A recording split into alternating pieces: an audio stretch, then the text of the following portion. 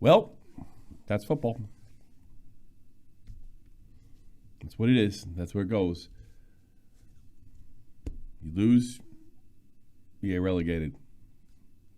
So on and so forth. Yeah, I'm a little late in this video. I can't say because I super wanted to make it. I couldn't wait to,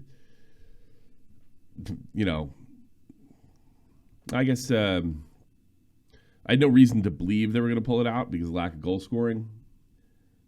Those problems persisted. I even mentioned that in my last sort of pep talk hype video, for lack of a better word.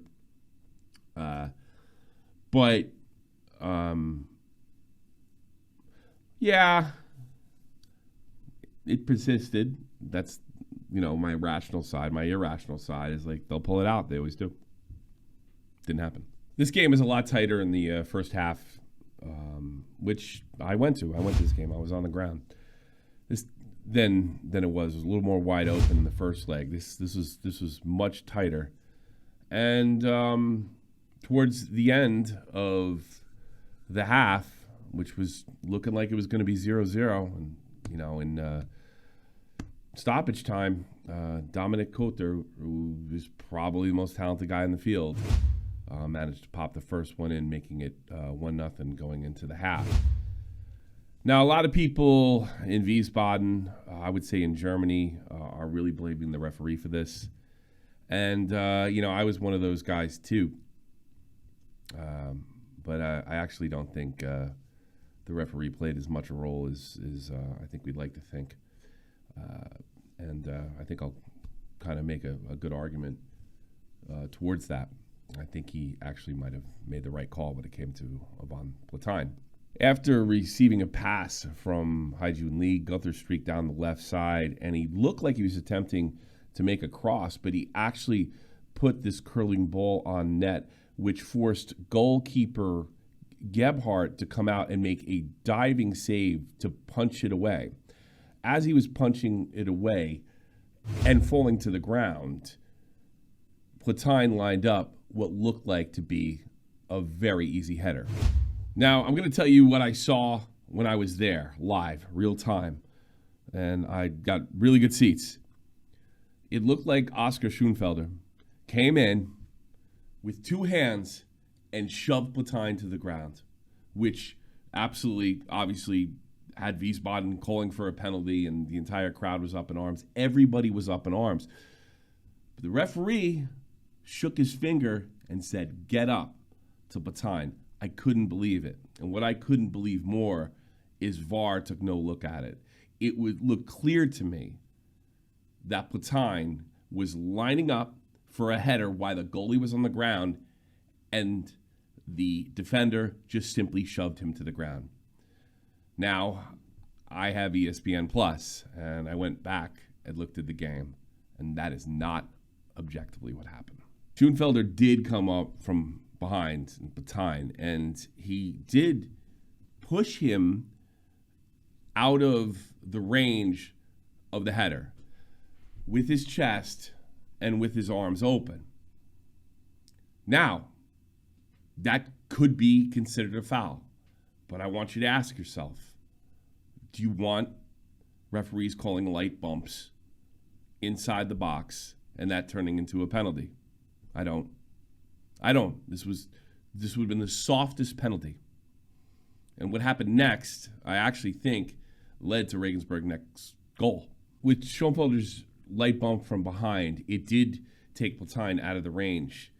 And what Platijn did next, I think indirectly, almost accidentally, led to Regensburg's next goal.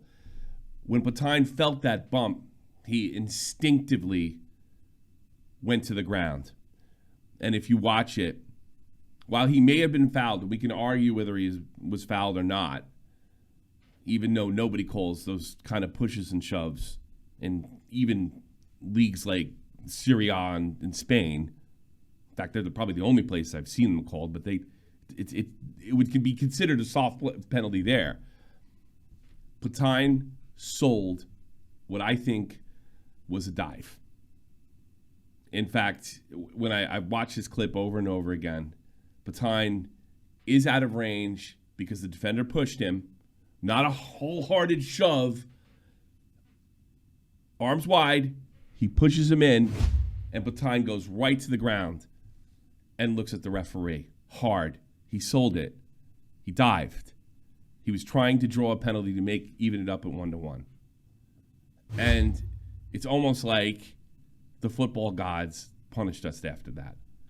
Now, you might notice Oscar Schoenfelder's hands directly behind Platine with the clip that I just showed, but I went back and watched the clip again. He does come in like this.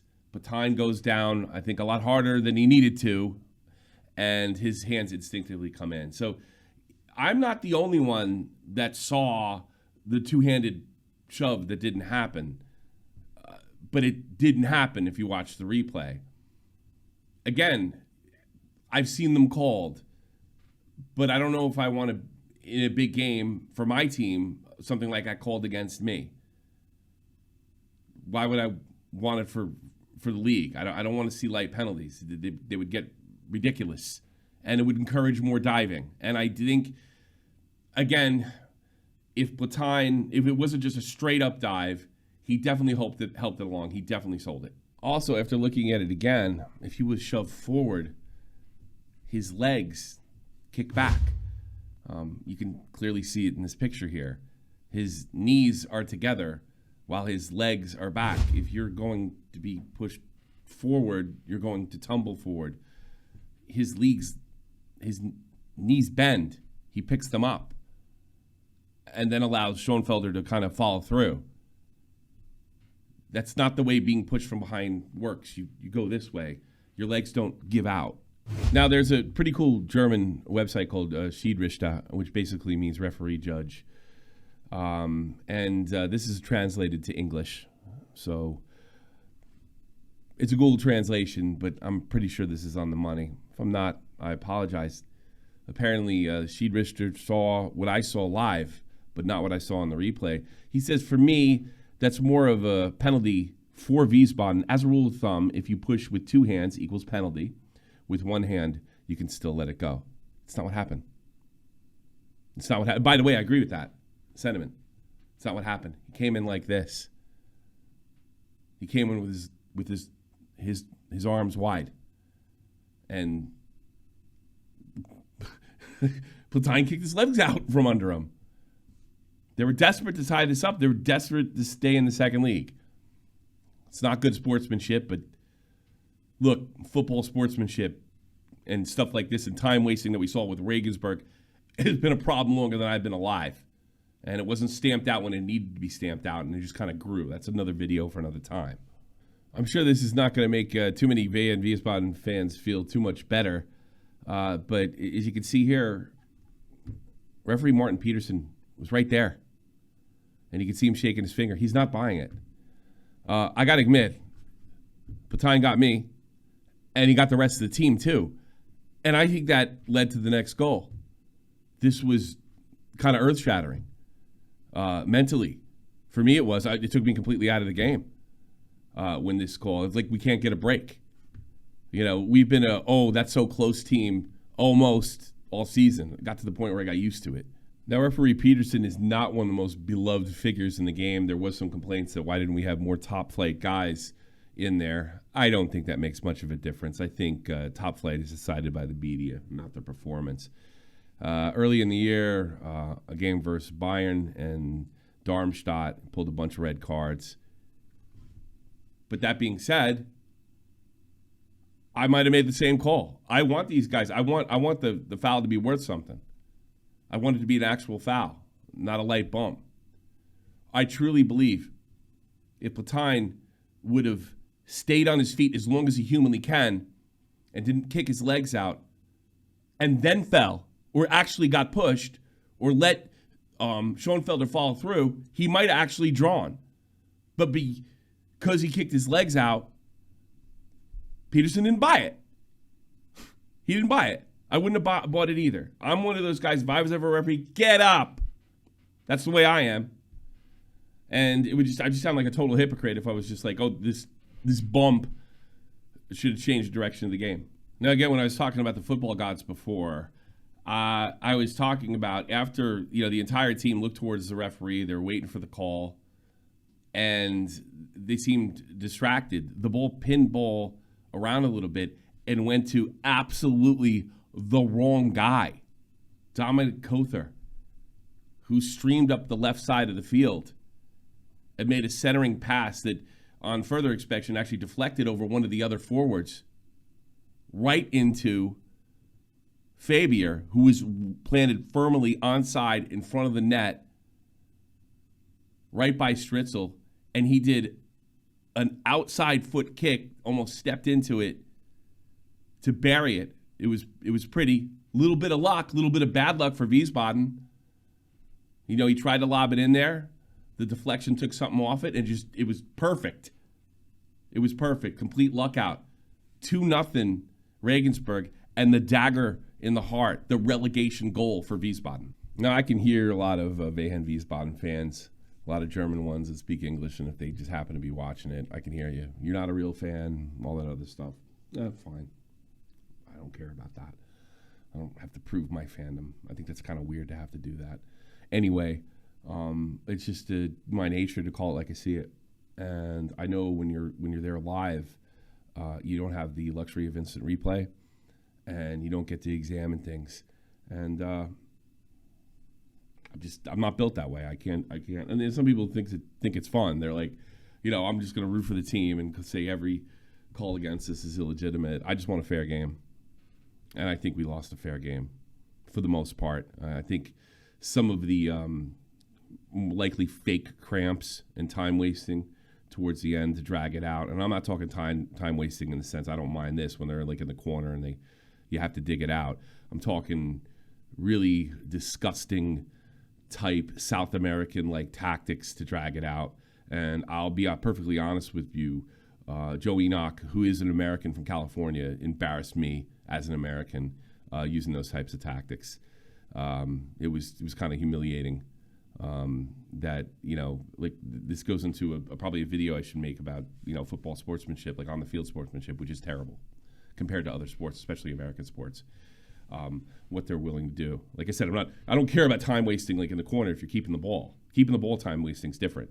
But faking injuries and slowing things up and staying on the ground and a goalie completely dragging it out, that I could blame on the referee. He never gave him a yellow card so we could hurry it along. Gebhardt did his absolute best to slow things up, but never received a yellow card for it. There's something you could hit him up for. But I want you guys to think about something. They lost their last 9 games at home. Let's pretend for a second everything that you saw, the argument that I made that Peters made the right call, is completely false. Let's pretend. I got it wrong. I'm an ignorant, stupid American that doesn't know anything about football, and I'm not a real fan. I'm a fair weather fan because I'm just trying to get into the whole thing. I'm trying to be a big wannabe. Okay, let's do that. How many of the games did they lose going into this? This collapse really for me started in December. Something happened after the Braunschweig lost in Braunschweig. And after Christmas was a complete and total collapse. After the break, we got a completely different team that never recovered. Wiesbaden had tons and tons of chances to straighten this out. Wiesbaden had chances to really straighten out their goal problem. One of the problems I had with Coach Uczynski is he kept switching around the forwards, and they never had any time to develop. And even a game like against Eversberg, where we dominated our rival, goals from Lee that were brilliant because he showed flashes of brilliance all season. He wasn't consistent before that, and he wasn't consistent after that. I'm sorry. If the ref bungled this for us, we put ourselves in this position and deserved to be relegated. Even if this was absolute highway robbery on the referee's part, we deserved it. There were too many losses and too many opportunities prior to this. That's on the team. And it kills me to say that, but it's true. This one single game didn't do it. The fact that we could never score 3 goals in a game did it. The fact that we couldn't take advantage of weak defenses, did it. The fact is that we never got consistency from Kovacic, from Lee, from Iredale, from Froze, did it. The fact that the midfield really wasn't feeding Platine as much as they probably, I think, could have. The fact that the ideas, the plays,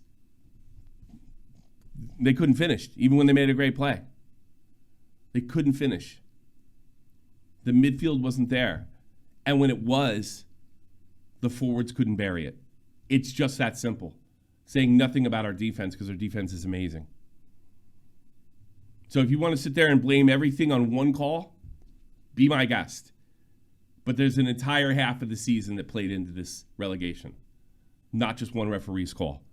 You can look at it that way, but I'm sorry, that's like the small picture, not the big picture.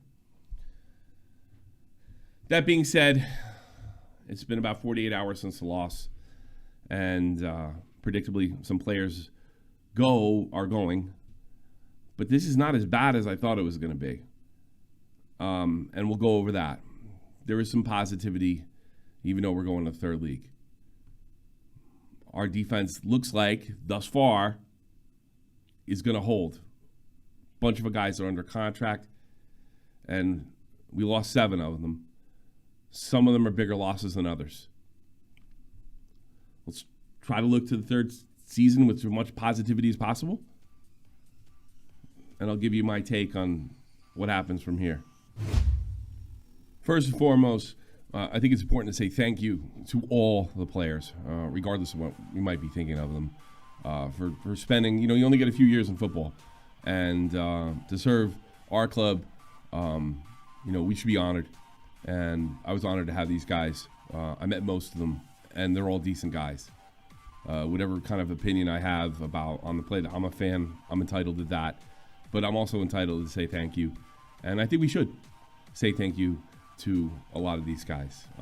I've got really good memories with just about all of them. Actually, yeah, sure.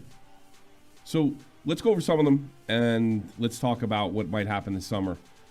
We lose 7 boys from the club. Keenan Bennett, Cons Froze, Robin Heuser, John Iredale, Julius Kada, Lasse Gunther, and Haijun Lee. And let's go over some of them right now. Let's go to Robin Heuser. Robin Heuser led the team with assists. Certainly will miss those. My issue with Robin Heuser is I can't remember how many times he was the last guy to touch the ball before play broke up. I wish him the best of luck in the future. I've heard everybody from Heidenheim's looking at him. If he can make the jump to the first league, congratulations. Good luck. All the best to Robin Heuser. Good guy, good service. Did his best. Wasn't crazy about his free kicks. But best of luck to him in the future. Met him, shook his hand. All the best. Keenan Bennett, loved him. Fast. I wish they would had him kick free kicks because I really liked his corner kicks, especially towards the end. Just like in Norwich, he had nothing but injury problems, and right off the bat, one of the guys I didn't meet because on the day that it was the fan meetup, he was hurt. Keenan Bennett was. So if he was there, I missed him, and he got hurt before the break, I think it was, and then just came back recently. Did his best. Always gave 100. Always gave 100, Keenan Bennett. And I will miss him. Sorry it didn't work out. They allowed his contract to expire, and he'll go on to other places. My favorite Canuck, Mr. Froze. Froze, had some big moments last year, but he never really was consistent. Towards the end, he really didn't see much playing time. Always wanted him to kick it in second gear. Didn't quite work, but also seemed like a really good guy. He's Canadian of Cuban descent. Another guy, 100% all the time. I never saw these guys lollygagging. Never saw these guys quitting. Never. Not one of them. even guys that I had strong opinions about. Johnny Iredale, Johnny Soccer. Wiesbaden allowed his contract to expire. I'm going to miss Mr. Iredale. Yeah, even though he did come off the bench most of the last 2 or 3 seasons. And I want to congratulate him for making the Socceroos and actually bearing in one this year. Johnny had a mix of bad luck and inconsistency. Early in the season, he was actually a starter with Baton and Froze. Came down funny on one of his legs, missed some time there. Came back, was inconsistent, saw some time on the bench. Showed some, when we played Elversberg, had a great goal, a goal that I didn't think he was capable of. It was an absolute rocket. Also had a habit of scoring big goals or spectacular goals. You go to the game in Bielefeld where he made a cut to the left to the right and just had the goalie and center back collide. Oh, that was awesome. He had it pinned to his Twitter account for a long time. It was truly awesome.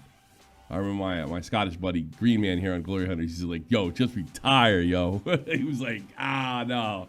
He really messed him up. Even in the first leg of the Regensburg relegation, the heel kick, awesome. The celebration, cool. Johnny Iredale loves being there, and you could tell. He's really proud to be there. I hope things really go well for him. Also, a side note, he heard my son speaking English when he went to the went to the meetup, and he was really friendly to him as well. Great guy, 100% will be missed, and I'll keep an eye on Johnny Iredale for sure, absolutely.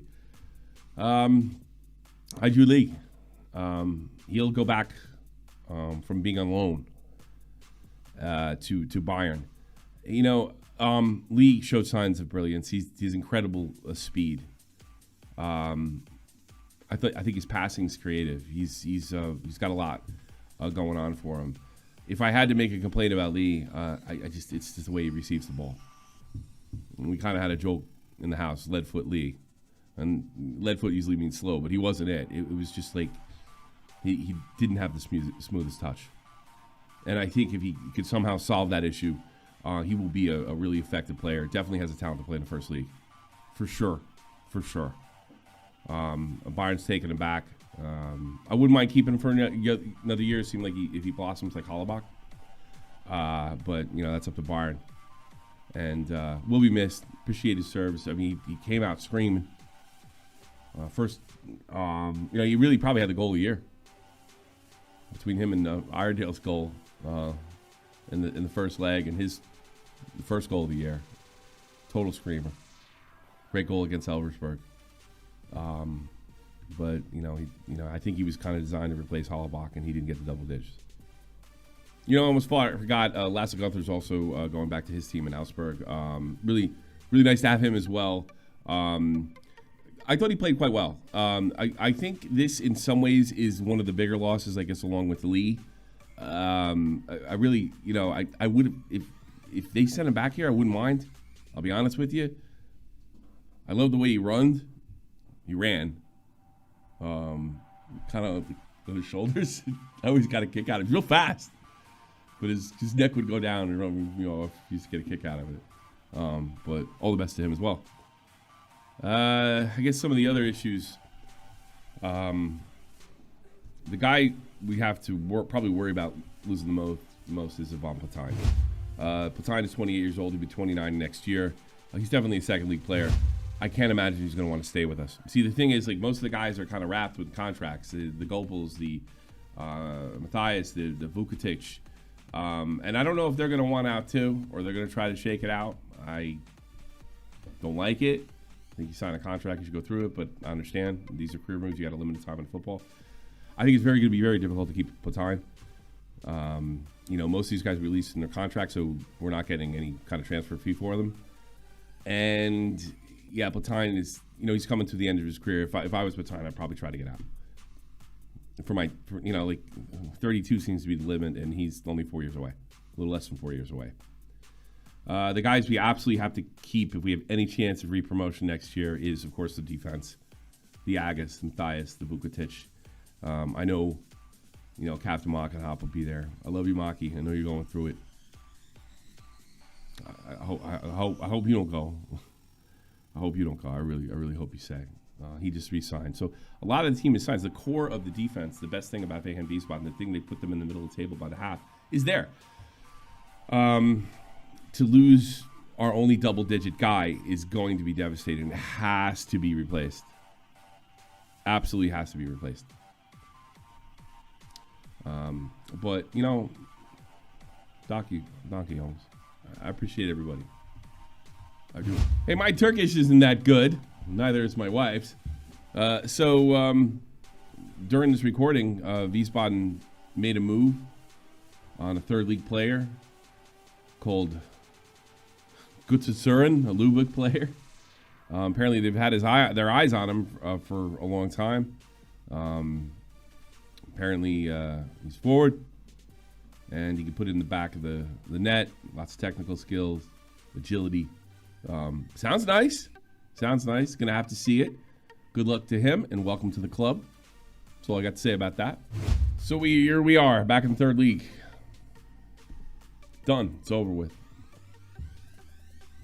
Time to move on. Am I looking forward to next season? Yes. Yes. I'm looking forward to next season. I'm looking forward to every season that I'm on this earth after that. I ain't going nowhere. Nobody in Tannenstein's going nowhere. Nobody in Wehen's going nowhere. Nobody in Wiesbaden's going nowhere. We appreciate the effort. We really do. It's tough. It's tough for a small club like ours. There are financial limitations for this club. I understand that. We'll still be in the Deutsche Pokal next year. Maybe we can make a little Saarbrücken-like run. Maybe we can make it annoying. Maybe we can knock it off a big team. Maybe we can keep this defense together. Tackle some balls. Dominate. Get re-promoted. I'm all about it. Can it happen? Yes. Totally believe it. Absolutely. That's a season. That's a wrap. I'm Tommy C. This is the Glory Hunter Rant. And I'll see you during the year if some big moves happen. I'm going to flip to my New York team, home team, the Red Bulls, as far as the rants. And if you want to be a part of this project, this is a community project, and do your own team and rants like that, join the Discord. Get to know us. The boys from over the bar did. And for our channel, they got a lot of hits, a lot more.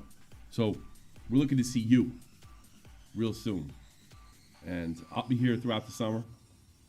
And as soon as they start kicking it with preseason, I'll be there. Let's go. See you next week.